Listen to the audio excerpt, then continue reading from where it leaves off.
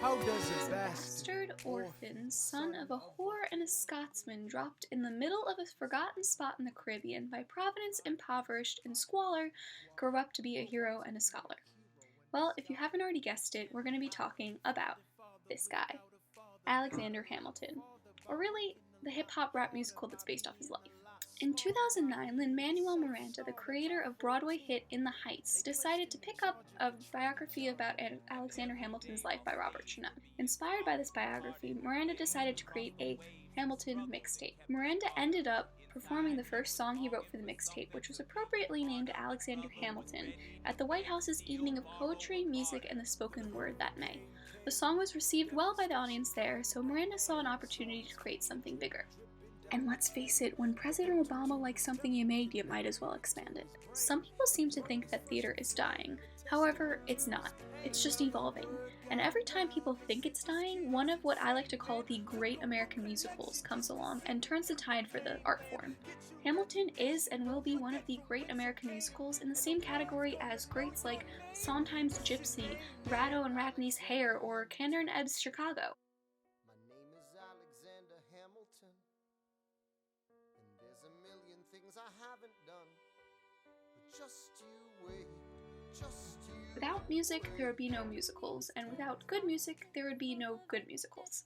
Now, I know good music is a subjective term, but my definition of it is that music must be different, diverse, and fun. Hamilton's score is an example of all three. A majority of the score is hip-hop rap, which is rarely ever used in theater, and is actually quite refreshing. Although it doesn't just have rap, it has jazzy solos and emotional ballads too. But the most important thing is that the music is fun. A lot of the songs make me laugh and make me smile, and because they are true to life and the dialogue that we actually partake in, it's fun. Another great thing to note is that only hip hop is fast enough for Hamilton, which means that if you sang the amount of words that are rapped in Hamilton at the same time of words per minute as other songs, sometimes the runtime of the show can be up to 2 hours more.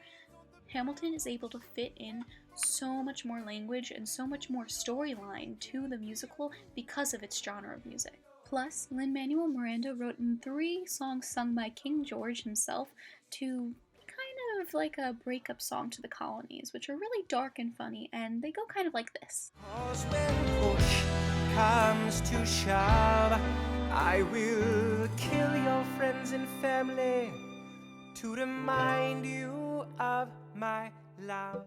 Da da da da da da da da da da. For a musical to be great, it must have an interesting and intriguing plot line, with some sort of conflict that needs to be solved. Surprisingly enough, Hamilton's life has a lot of interesting things to talk about. For example, in the first song, we hear this. We fought with him. Me, I died for him. Me, I trusted him. Me, I loved him. And me, I'm the damn fool that shot him.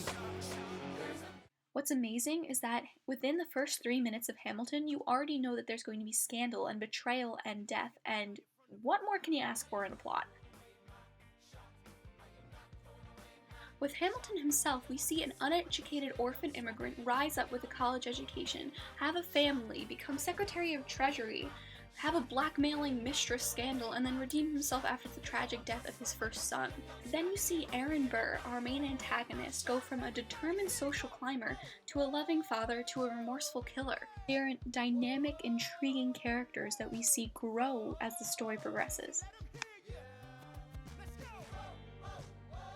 Hamilton utilized a thing called colorblind casting, which basically means that the race of the actor and the race of the character do not need to match. This opens up an opportunity for people of color to obtain roles that they have never had before.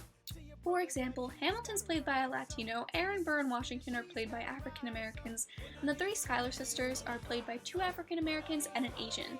And now this is where Hamilton and Hair really become similar. Both incorporate a multiracial cast. In the 60s, when Hair came out, no African American had had a lead role in a performance before, and now with Hamilton, we have almost all the main characters being portrayed with people of color. A great musical has to be relevant to the now. And by the now, I mean the current society in which we live.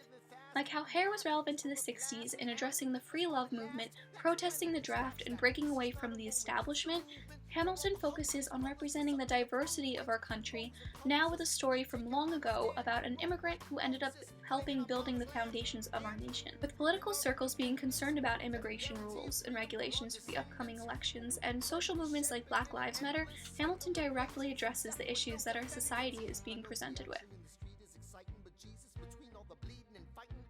Not only must the music and dialogue in a show inspire people to create more great works with a new emerging genre, a great American musical inspires audiences to come support live performances.